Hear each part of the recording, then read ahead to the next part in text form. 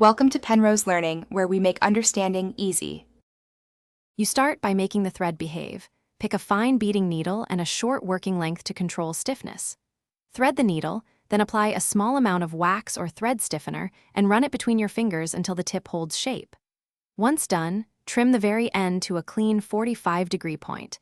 This creates a single tight fiber bundle that will pass through the bead opening.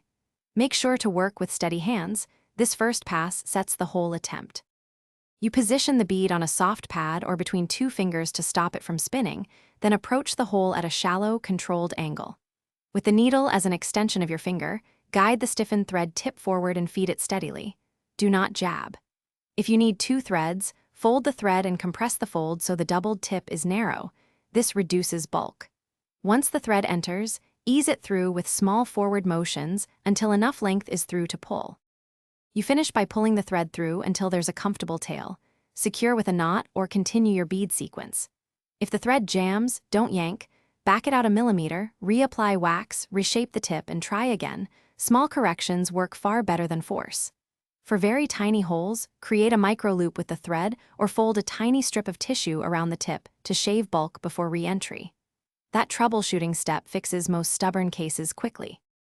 Thanks for watching. If this was helpful, leave a like and consider subscribing. See you next time.